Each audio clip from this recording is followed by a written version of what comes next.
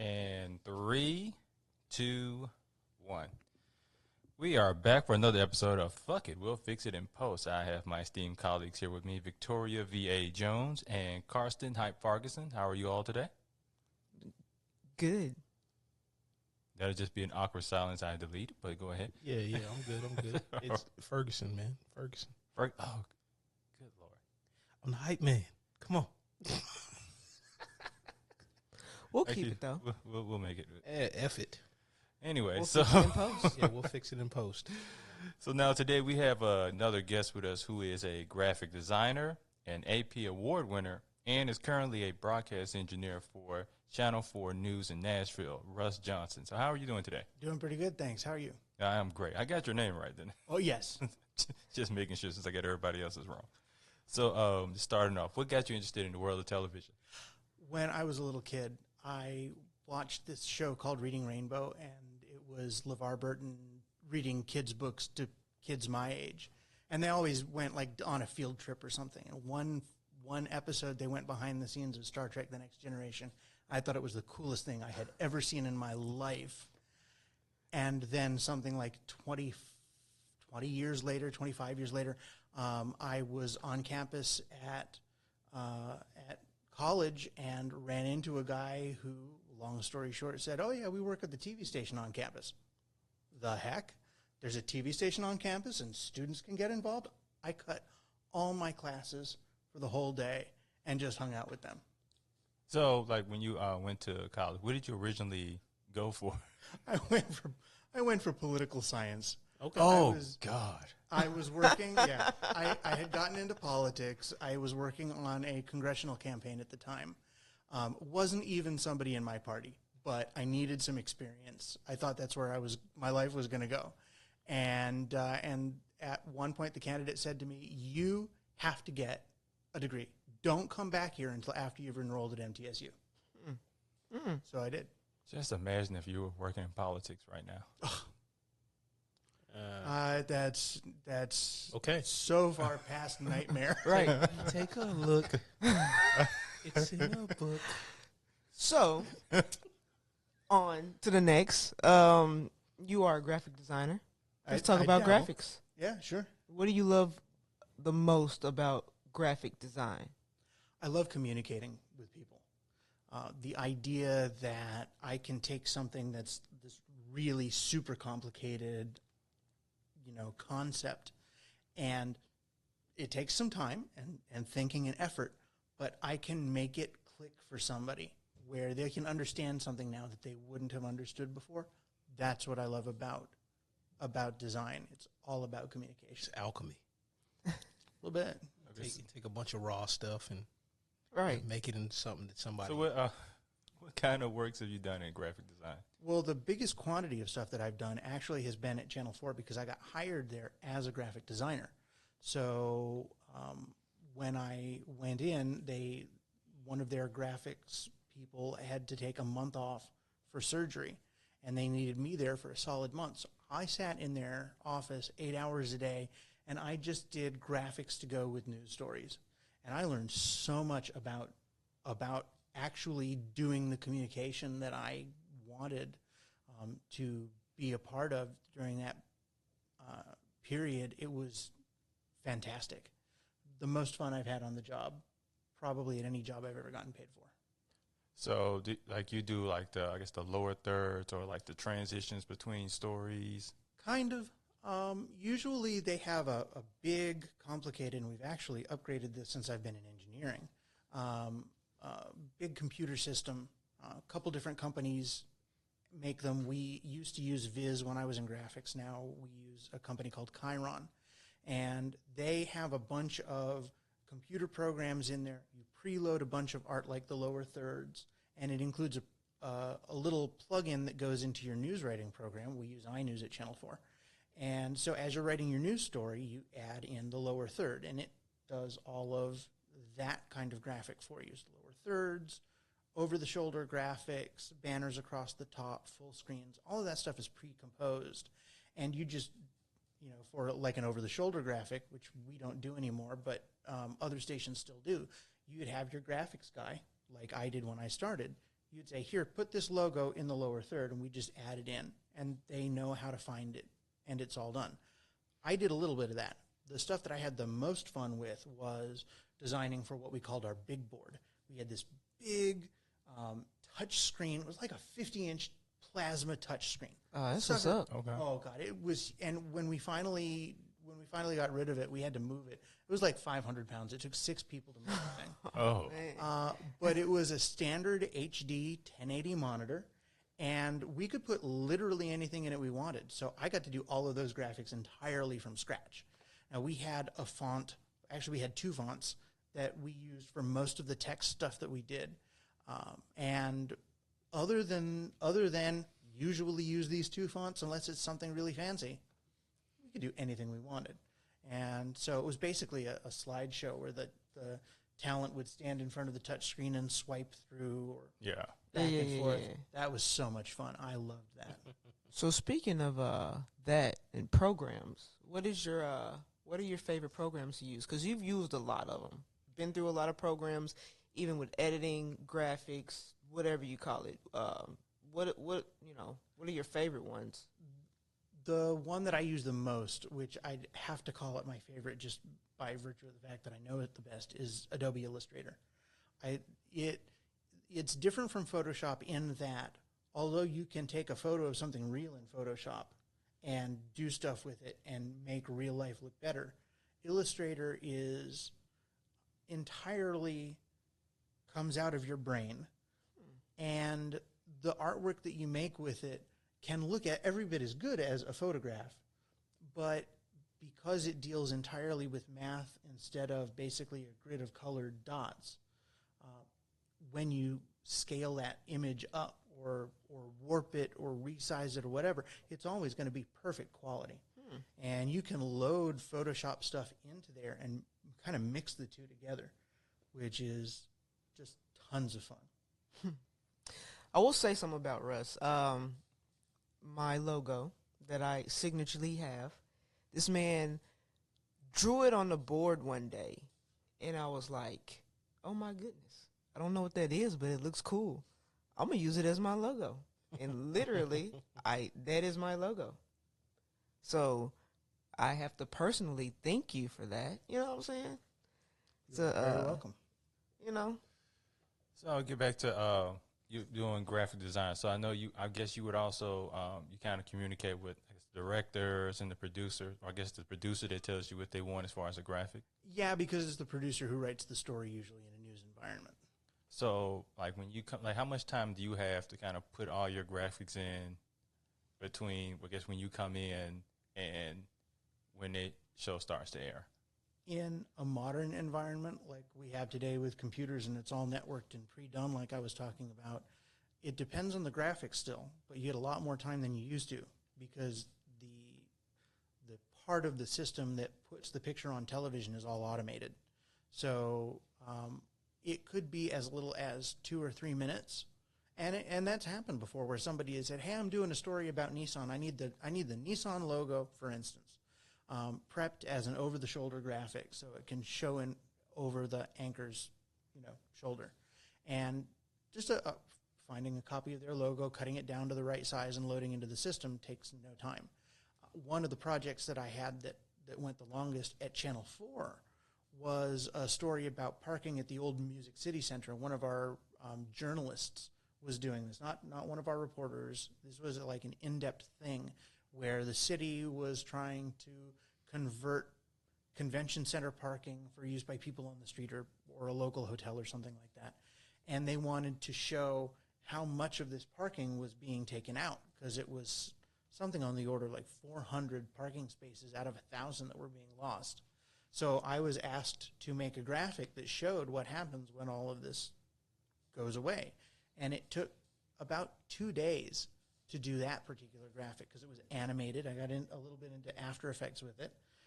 Did all of my assets in Illustrator that I could get away with. A little bit of Photoshop work. I think I really want to see that. I mean, That's a lot. I really want to see that. Like, It was a heck of a piece of work. It was something that it was my first time doing something like that. But it was basically just a bunch of cars driving on the screen in one color. and like a third of them driving off of the screen and being replaced with more cars of a different color.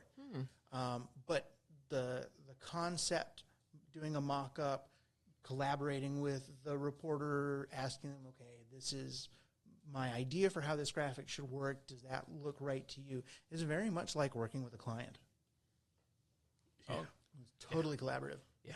So do you are you able to kind of also with the directors and producers are able to get your own input?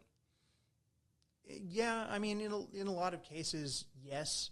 One of the things that's very important in working in that kind of environment is keeping in mind that I have some skills that they don't necessarily have. So if they ask for something that's not a good idea, then it's my job to come up with a way, A, to tell them that's not a good idea, B, do it in a way that that doesn't tick them off, and C, not leave them holding the ball. So I got to have something else. As a for instance, I was asked to do one graphic once.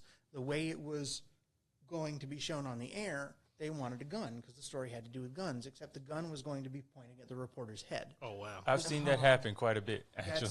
That's absolutely something you never, ever do, ever. So Yeah, because psychologically, that's putting out a bad message. So we had to turn the gun some other way, and the person who was writing the story, I think at that time, wanted it pointed in a particular way for a particular reason, but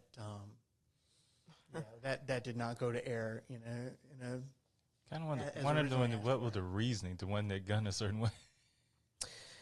That's a hidden message right there. Yeah, but you know sometimes you're so like attached to a certain thing that it's really really hard to see it any other way. Right. And then some people whatever aren't as up for compromise. So yeah. Well, and there was more to the graphic than just a gun. It was, I forget what it was. It was like a gun and a sword, or a gun and a pen, or it was two different things. What I remember was the gun because it was the first time that had come up for me.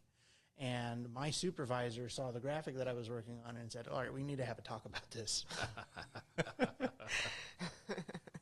I think certain people just don't think about it until they see it on air. And it's like, oh, Yeah. I'm shooting him. Okay. And Yeah, some people don't even think about it when they see it on Yeah. air, yeah. which is really dangerous. Right. The But it's amount of- that one person that'll look at it and it'll cost a whole big problem. But conscious versus unconscious. We process so much stuff, subconsciously. Who knows? And then little kids and everything else. Right. That's a big And part. you're in a rush. You're just trying to get it done. Yeah, and it's hard sometimes. Like I've done some stuff working with graphic artists, and it's like you're trying to communicate between the graphic artist and like I have a better knowledge than somebody would hire me to do something, and I'm a in between, so they're wanting it like right now, and the client doesn't understand how this minor change is really a major change. You basically have to break down the whole structure of the whole thing again and redesign from the ground up. Oh, the worst words in the world to hear from a client when you're almost done something is, I have this idea for a really simple edit. This should be really easy. I've never had that, but that sounded painful just hearing it. Well, I mean, but you understand on the creative side what that means. I Right. mean, Right. like you know. Right. That's like be like, the person that framed this building we're sitting in. It's like oh, you know what? That foundation would be so much better if the walls are up. I was recently asked to do a graphic that was someone standing in front of a television screen. And it had been taken, the photograph had been taken in two different exposures, but not at the same time.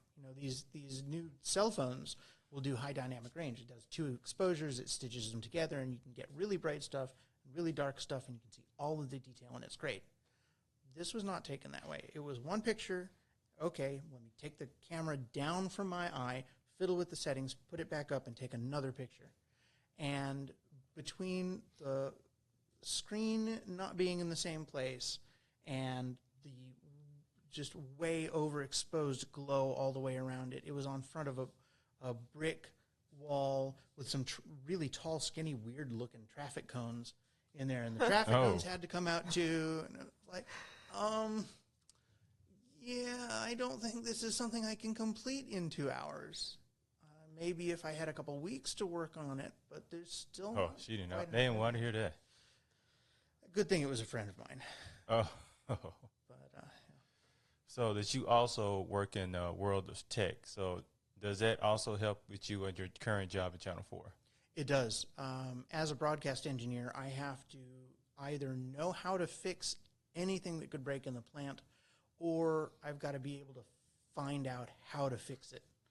And things come up from time to time where we have to come up with emergency workarounds. Everything that we have, for the most part, in the plant, from we're a major network affiliate, and our network stream comes in over a fiber link from Atlanta. Used to be that we just have a satellite dish on the roof, and the satellite dish would feed through a room where somebody's sitting there with all of the commercials. They pop the commercial in the machine, play it out, and switch back and forth from the studio. And all. That was called master control, and that's not here anymore. I actually used to do that in Kentucky. Right. And a lot of, I think colleges, I think MTSU still has their own master control. Of course, they wouldn't have a what we call a hub anywhere. But to do the master control into the studio comes over fiber, and it goes into an automated switch. That switch is connected to a panel, physical panel, in the plant, and that panel can be operated either from our master equipment room or the control room where they're making the TV show of the day, the news, or our local interest show, or it can be controlled from Atlanta. That switch busted once upon a time. I was going to ask you that. Good story. Yeah. And for that, and because stuff like that happens, and you can't fix that, in a minute. That takes some diagnosis. It takes a while to track down where the problem happened, and it takes a while to figure out what needs to happen to fix it. So everything that we have runs through what are called patch panels. You've got the machine that the machine that I get excited talking about this. No, you're good. No, go ahead. Get the machine that receives the stream from Atlanta. Its output goes into a patch panel, which is a pair of plugs, and it goes from there into the switch. And from there, it goes back to the patch panel before it goes to the next thing. So the idea is, if anything dies, like that router, you can take a cord off of the wall, plug it in, and bypass that piece of equipment physically, so that it's not causing problems anymore. And then when you need to go from NBC network coverage to local news, you got to unplug it and plug it back in where the studio video comes from. And so viewers notice, and it's our job to figure out, how to fix that and get it fixed. It took us about a day and a half to nail it down. And so it was kind of touch and go, but that's live television. Yeah, nature of the beast, right? Oh, Right. yeah. What people don't understand is that we need people like you, because they look at television and they have no clue what goes on behind the scenes. They have no clue when something breaks, who fixes it. You know what I'm saying? So it's a good thing. This is the wonderful Oz. It's the man behind the curtain. And they never think about you until something bad happens, Yeah, unfortunately. Right. Oh, man. So it's the curtain. That's the one thing I was missing, and also the smoke and the fire. Right. That was, Yeah. I knew I was missing something. Now, But if we you can ever, make all that happen. You know what I'm saying? Put it all together. We're filmmakers. We can rig it up and make it work. You have your own Oz. I smell the beginning of a sitcom here. Behind the scenes at a TV station. Or maybe just a skit. Maybe just a skit. Started out small. yeah, Just skit. I'll say things that happen in news are way funnier than people imagine. Like I tend to love to watch the like at YouTube to have these The bloopers. Bloopers, yes, I love those. Like wardrobe malfunctions. Right. People falling. Like the QVC ones are crazy. I know it's not necessarily news, but it's the same kind of. It's still live, Same kind of like live type of format. and anything can happen. Yeah, like Like you cut yourself with a sword, you're trying to demonstrate how strong it is. I haven't seen that one. Like the I don't guy, even want to see that. the guy was talking about how strong the sword was, and he was like, I guess hitting against a brick or something like that, and it broke in half, and then came back at him. Yikes! My You know, goodness. it's like, oh, I don't want to see that. Can't fix that in post. Fix that at the hospital. But you know, it's one of those things. It's on the internet for a reason. Well, wasn't Absolutely. wasn't it Jimmy Stewart? I think somebody, one of those actors who was big in the black and white eras, who died in the middle of a shot, and That wouldn't surprise me. yeah, he was taking a bow or bending over. No, he was taking a bow. He was taking a bow, and he just kept going, and he fell down dead. Oh wow. And when they edited the movie together, they saved the shot by playing the bow to a certain point and then playing the same frames in reverse so that he stood back up. And they had to get a body double to come in and film the rest of it so you couldn't see his face. So that kind of Wow. stuff does happen. Yeah, but like happened with Not as much anymore, hopefully. Bruce. It happened with Bruce Lee's son. Bruce Lee's son, Brandon. It was like they were supposed to be firing blanks. And it was a real one. There was an issue with I can't remember where it happened at, but the train tracks, where they were shooting something on train tracks, and there was a train involved. It was a big insurance thing. I can't even remember how long ago it was. I want to say it's like early 2000s, but I can't remember the specifics. But I know somebody passed away because of it. And didn't Red Fox also? I don't know about that one. I know he like it was another show he was doing, and he was doing the heart attack thing, and he actually had a heart attack. That does not surprise me. Sanford and Son, right? It wasn't Sanford's son. It was a But it was, Stand-up that was one stand-up? of his sticks, though. it was supposed to be another show because Eddie Murphy was producing it. Elizabeth. This is a big one. Yeah, but that was like a catch line. That for was his him. and so no one took it seriously when he completely fell out. Yeah, they're like, oh, he's such a good actor. Like probably laughing at him. It's like the boy who cried wolf. They're laughing, but I'm and then a few minutes later they're like, okay, you can get up now, and it was awkward silence. So And that's wild, though. It really is. I wanted to get back to your Channel 5. So do you ever had an issue where, let's say, it's not on your station, it's like in network? Oh, yeah. That happens. It doesn't happen often, but it happens. And when it happens, the way you deal with it really depends on what's going on. If the problem originates on like the morning news show and they're not putting out their graphics right, or as happened once not too long ago, their entire picture was shifted up 22 pixels. Oh. Oh, I don't know goodness. why, but one of the things that affects for us is if you've ever watched the morning news shows, you'll see a little ticker at the bottom of the screen, and it's got the news headlines on it, and somehow miraculously they're your local news. That comes from us at our station, and their picture being 22 pixels out of alignment meant that the little gray bar that they'd baked into the picture for their news ticker to go across was in totally the wrong place. So we had to take because the ticker is automatically triggered from their signal.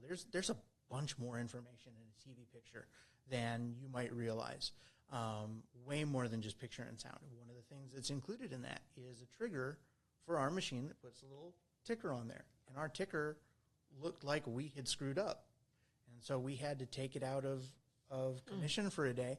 And I wound up calling the network, and they said, we're investigating this. We'll get back to you. Well, they got back to me, and they knew they had a problem because they'd heard it from somebody else, but they didn't know what the problem was. Fortunately for them, they had a block of time coming up about an hour or two later where it was going to be all local content all across the whole country. So what they told us was they were going to shut down everything and restart it up again. And I am so glad I was not in that plant when that happened, because some of this stuff is scary when it turns off and turns back on again, because it takes minutes for it to come back. This is not a Mac. It's not an iPhone. It's off, and when you try to bring it back on, it could be 5 minutes to a half an hour sometimes before it's ready to go. And then somebody listening to this may not understand how long that is, how long 30 seconds is or 10 seconds is. For television. And television? Live TV. That is a long time. No commercials. It's time and money. yeah. Oh, it's definitely make money. goods. Yeah. Yeah, we got a word for it. If you mess up somebody's commercial, you got to make it good. You got to play their commercial after the fact. There are stations around, I'm sure probably most stations have run presidential campaign ads or governor campaign ads days, maybe a week after the election because they messed something up and they have to run it, and you got to make it good because they paid for the ad. Oh man, And that's completely useless at that point. It happens. So, that's why. That's why sometimes I do see that, and I'm like, it's over with. Whatever it is, like, why are they continuing? I understand now. I did not know that. Now the audience knows that. Thank you, Russ. or even like certain events that probably like a few days afterwards, you may see a commercial for it. It can happen. It's like useless money, but so like maybe like a Victorious, you may look at a film and let's say can't necessarily look at it as like a regular film. You may look at it within details. So are you the same way with news? Yeah, so you're asking if I watch it as an engineer rather than just as a viewer? Right. Yes. Very often. Yeah. I kind of internally rag on everybody, the networks, the local people. I'm like, So "Come it on, drives guys, you get your act crazy. together." Oh my God, yes. Well, because back in the day when local stations had their master controls on site, you would receive the network programming off of a satellite dish, and the network will call around and tell you, okay, the morning show ends at 7:59 and 48 seconds. But that's by their clock. It's got to take time to bounce up off of the satellite and come back to you. So what you do is you sit around with a stopwatch and you figure out, all right, how much of a delay is that for us?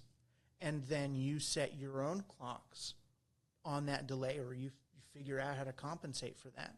And so when the morning show goes off, your commercial comes on, and there should be about a third or a half of a second of just black, and it's just enough to, show that this thing has ended and the next thing is on.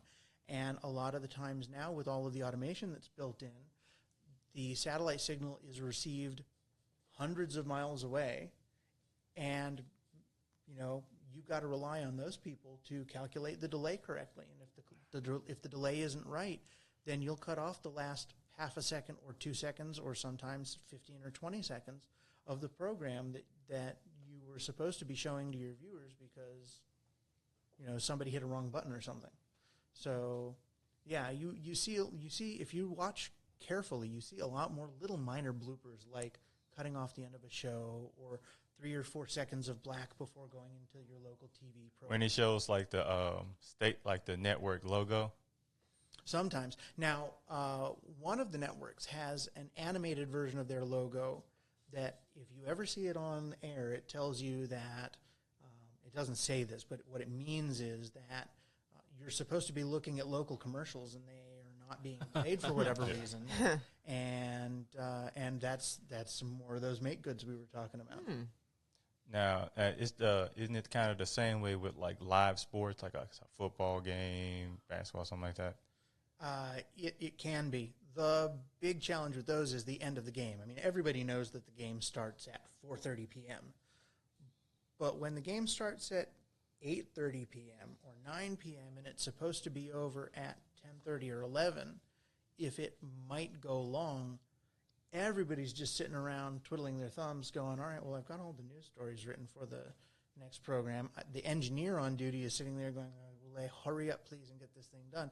And once the referee calls the end of the game, the network will call around. Actually, they've got a big box that announces it, but still calls are made sometimes.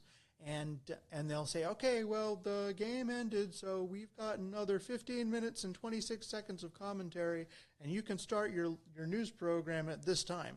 And everybody just sits around waiting to find out when the news is going to start. That's the fun part about being a broadcast engineer who works the night shift during football season. Oh. And I used to be the overnight guy.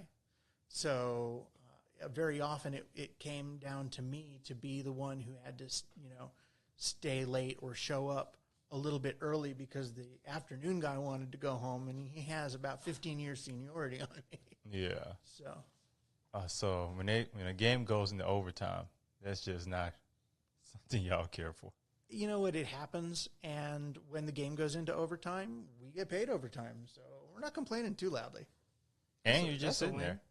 Yeah, that's a win for a win right there. You know what I'm saying? Yep. Sitting on the clock, making money. Now, do you do graphics for freelance as well? I do, yes, because I'm working as an engineer at the station. Because it's a big corporation, they don't let us do anything else. So it's all just graphics for me. So outside. Or, excuse me, all just engineering for me. Graphics is entirely outside, yeah.